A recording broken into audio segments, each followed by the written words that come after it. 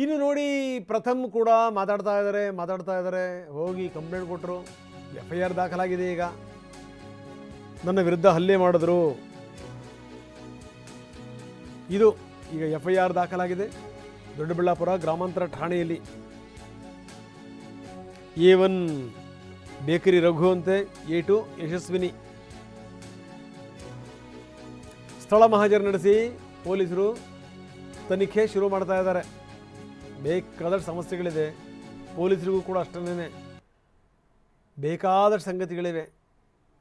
ಇವರು ಕಳ್ಳರನ್ನ ಹೆಂಗೆ ಮಟ್ಟ ಹಾಕಬೇಕು, ಸೋಲ್ಡ್ರನ್ನ ಹೆಂಗೆ ಮಟ್ಟ ಹಾಕಬೇಕು, ಚೈನ್ ಸ್ನ್ಯಾಚಿಂಗ್ಗಳಿದ್ದಾವೆ ಅಂಥವ್ರನ್ನ ಹೆಂಗೆ ಮಟ್ಟ ಹಾಕಬೇಕು, ಏನು ಎತ್ತ ಪೊಲೀಸರು ಅದ್ರ ಬಗ್ಗೆ ತಲೆ ಕೆಡಿಸ್ಕೊಂಡಿದ್ದಾರೆ. ಆದರೆ ಇದನ್ನು ನೋಡಬೇಕು ನೋಡಿ ಪೊಲೀಸರು,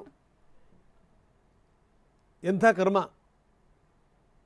ದೊಡ್ಡಬಳ್ಳಾಪುರ ಗ್ರಾಮಾಂತರ ಠಾಣೆಯಲ್ಲಿ ದೂರು ದಾಖಲಾಗಿದೆ. A1 bakery Raghu, A2 Yashasvini.